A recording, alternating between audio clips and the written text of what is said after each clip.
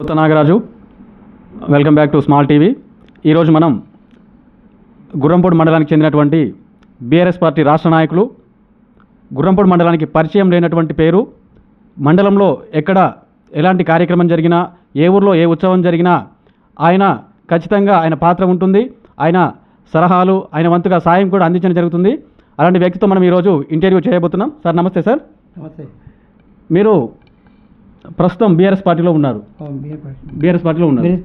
మీ రాజకీయ ప్రస్థానం ఎప్పుడు మొదలైంది?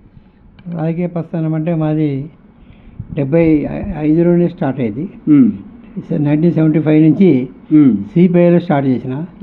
సిపిఐ నుంచి జనతా పార్టీకి వెళ్ళిన. జనతా పార్టీ అయిన తర్వాత తెలుగుదేశం ఎన్టీఆర్ దాంట్లో చేసిన 83 నుంచి. 83 నుంచి 2014 వరకు తెలుగుదేశంలో ఉన్నాను. 14 నుంచి మనం ఇప్పటి వరకు బీఆర్ఎస్లో ఉన్నాం. 2014 నుంచి బీఆర్ఎస్ పార్టీలో కొనసాగుతున్నాం. కొనసాగుతూ ఎంపీటీసీ కూడా గెలిచాం. సుందాపురం ఎంపీటీసీగా ఫస్ట్ టైం తెలుగుదేశం గుర్రంపూడి మండలంలో తెలుగుదేశం ఎంపీటీసీ ఆ ఏరియా ఎప్పుడు గెలవలేదు. కమ్యూనిస్ట్ వాళ్ళు కాంగ్రెస్ వాళ్ళు పంచుకొని గెలిచింది. కానీ ఒక్కసారి నేను 99 ఓటుతో గెలవడం జరిగింది. ఎప్పుడు కూడా గెలవనటువంటి స్థానంలో మీరు ఎంపీటీసీ గెలిచాను. వెరీ గుడ్, చాలా సంతోషం సార్. ఓకే, ప్రస్తుతం మీరు బీఆర్ఎస్ పార్టీలో కొనసాగుతున్నారు. కొనసాగుతున్నాం. ఓకే, బీఆర్ఎస్ పార్టీలో ప్రస్తుతం మీ పాత్ర ఏంటి? మా పాత్ర అంటే అప్పుడు ఎంపీటీసీగా, మొన్నటిసారి మరి మా భార్య సర్పంచ్గా కొనసాగడం జరిగింది. కాబట్టి నేను బీఆర్ఎస్ రాష్ట్ర నాయకునిగా కొనసాగుతున్నా. మండలంలో ఎలాంటి కార్యక్రమం ఉన్నా, ఎలాంటి ఆపద ఉన్నా, గుళ్ళకు కానీ, సావులకు కానీ, పెళ్ళిళ్ళకు కానీ, పిల్లల ఆట పోటీలకు కానీ, స్కూళ్ళకు కానీ, సీసీ కెమెరాలకు కానీ ఆర్థిక సాయం చేయడం జరిగింది. ఓకే, అదేవిధంగా 10 ఏళ్ళు బీఆర్ఎస్ పార్టీ అధికారంలో ఉంది. ఈ రాష్ట్రంలో చేయాల్సినటువంటి అభివృద్ధి చేసిందని మీరు భావిస్తున్నారా? చేసింది. 100% చేసింది. ఎందుకంటే ఇప్పుడు చేసే పరిస్థితి, ఇప్పుడు ఈ ప్రభుత్వం చేసే పరిస్థితిని బట్టి చూస్తే అది 100% కరెక్ట్.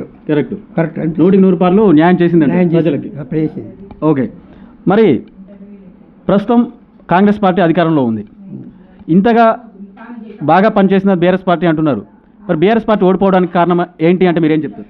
కారణాలు అంటే 2 టర్ములు ఉండు కాబట్టి పార్టీ మీద అసంతృప్తి కాదు. కొంతమంది ఎమ్మెల్యేల కూడా కొంచెం అసంతృప్తి వల్ల పోవడం జరిగింది తప్ప 39 సీట్లు టీనే రాలే. ఎందుకంటే హైదరాబాద్ ఒక సీటు కూడా కాంగ్రెస్ రాలే, అభివృద్ధి చేసింది కాబట్టి. కాబట్టి ఇప్పుడు కొంతమంది వ్యక్తుల పరంగా కూడా పోయింది, పార్టీ పరంగా కాదు అని కొంచెం కేసీఆర్ గుర్తించలేకపోయినా ఒక మాకు బాధ. ఓకే, మరి ఇప్పుడు ప్రస్తుతం కాంగ్రెస్ పార్టీ అధికారంలో ఉంది. మరి ఈ పార్టీ అనేది ప్రజల్లో ఇప్పుడు ప్రస్తుతం కాంగ్రెస్ పార్టీ పరిస్థితి ఏంటి? ప్రజల్లో ఏ విధంగా ఉంది? ఏమనుకుంటున్నారు ప్రజలు కాంగ్రెస్ పార్టీ గురించి? ప్రజల్లో వాళ్ళే, మనం చెప్పే అవసరం లేదు. కాంగ్రెస్ పార్టీ వాళ్ళే వాళ్ళు మన సర్వే చేసుకున్నారు.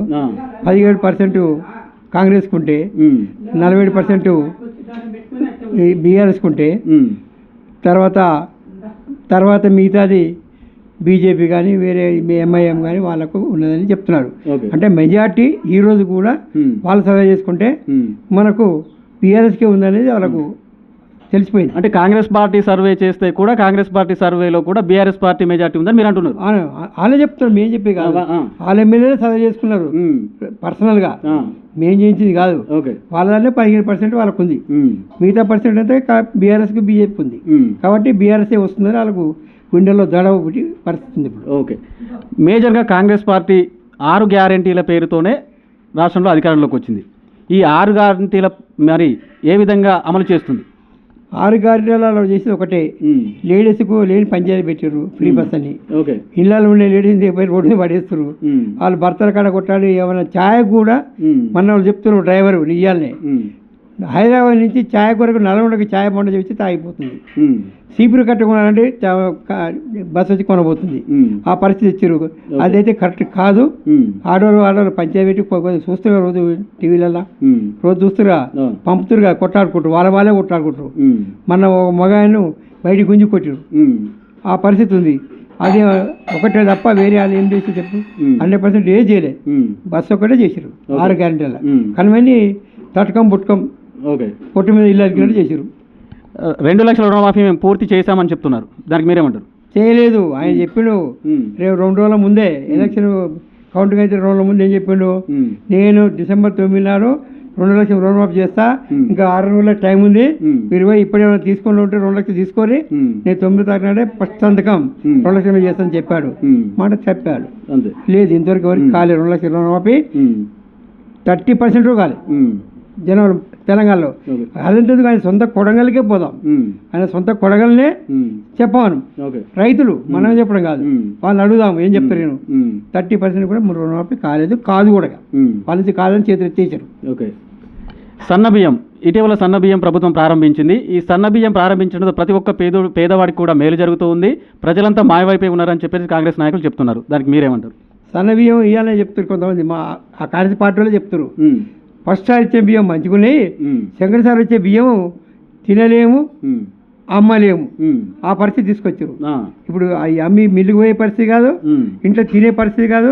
ఎదురుగా అవి ఉంటే దొడ్డు బియ్యం ఉంటేనంటే మంచి అపోలో కాపోలో చేసుకునే వాళ్ళం, ఇడ్లీలో బుడ్డీలో చేసుకుని. కానీ ఇప్పుడు ఏ ఇడ్లీ బ్యాంక్ కాకుండా ఉన్నాయి అని వాళ్ళు డైరెక్ట్ వాళ్ళ కార్యకర్తలు చెప్తున్నారు, మనం కాదు. ఈ బియ్యం గురించి సన్న బియ్యం గొప్ప ఏమి లేదని మేము చెప్తున్నాం. త్వరలో స్థానిక సంస్థల ఎన్నికలు రాబోతున్నాయి. ఇందులో బీఆర్ఎస్ ఎలాంటి పాత్ర పోషిస్తుంది అనుకుంటున్నారు? బీఆర్ఎస్ పార్టీ మొత్తం 70% గెలుస్తాయి. ఏవైనా ఎంపీటీసీలు కానీ, జెడ్పీటీసీ కానీ, సర్పంచ్లు కానీ, లోకల్ బాడీ ఏవైనా. రేపు హైదరాబాద్లో మున్సిపాలిటీ కూడా, ఈ గ్రేటర్ హైదరాబాద్ కూడా 80% వాళ్ళే మేమే గెలుస్తాం బీఆర్ఎస్ అని చెప్తున్నాం. వచ్చే స్థానిక సంస్థల్లో మీరేమైనా ప్రజాప్రతినిధిగా ప్రజలు చూడాలనుకుంటున్నారు, మరి మీరేమైనా ప్రయత్నం చేసే అవకాశం ఉందా? ప్రయత్నం చేస్తున్నా. పార్టీతో మనం మాట్లాడి అవకాశం వస్తే కంపల్సరీ పెద్ద హోదాలను ఇవ్వాలని అనుకుంటున్నాను. కంపల్సరీ గెలుస్తారని కూడా అనుకుంటున్నాను. వచ్చే అసెంబ్లీ ఎన్నికల్లో బీఆర్ఎస్ పార్టీ అధికారంలోకి వస్తుందని మీరు భావిస్తున్నారా? 100% భావిస్తున్నాం. ఈసారి 100 సీట్లు కళ్ళు మూసుకొని వచ్చేస్తే ఎవరు చెప్పే అవసరం లేదు. 100 సీట్లు ఎలాంటి పొత్తు లేకుండా మేము గెలుస్తామని చెప్తున్నాం. రేపు బీఆర్ఎస్ పార్టీ రజతోత్సవ కార్యక్రమాలు నిర్వహించబోతోంది. మరి అక్కడికి ఈ మండలం నుంచి ఏ స్థాయిలో ప్రజల్ని తీసుకెళ్లే అవకాశం ఉంది? ఈ మండలం నుంచి మనము 3000 మందిని చెప్పారు, కానీ ఎక్కువనే వెళ్తారని మొత్తం మీద అనుకుంటాము. నిజవర్గం నుంచి 3000 చెప్పారు వాళ్ళు, కానీ అయినా కానీ ఈ మండలం నుంచే 1000 మంది పైన పోయే పరిస్థితి ఉంది. ఇప్పుడే మేము లిస్ట్ రాసాము, 34 కార్లు మా సొంతం తీసుకుపోయే పరిస్థితి చేస్తున్నాం. 34 కార్లు సొంతంగా ఎవరికి వాళ్ళు డీజిల్ పోసుకొని పోయేటట్టు. వచ్చే ఎన్నికల్లో బీఆర్ఎస్ పార్టీ ఖచ్చితంగా అధికారంలోకి వస్తుంది. 100 సీట్లతో బరాబర్ రాష్ట్రంలో అధికారంలోకి వస్తుంది. అదేవిధంగా మండలంలో అవకాశం వస్తే నేను కూడా మంచి ప్రజాప్రతినిధిగా నేను పోటీ చేసి, పార్టీ అవకాశం ఇస్తే పోటీ చేసి గెలుపొందని చెప్పేసి పాషన్ గోపాల్ రెడ్డి గారు మనకి ఈ సభాముఖంగా తెలియజేయడం జరిగింది. థ్యాంక్ యూ, ధన్యవాదాలు సార్. మీరు అనుకున్నట్టుగా, మీరు కోరుకున్నట్టుగా మా గుర్రంపూడి మండలంలో మీరు ఒక మంచి ప్రజాప్రతినిధిగా కావాలని కూడా స్మాల్ టీవీ కోరుకుంటుంది. ధన్యవాదాలు సార్.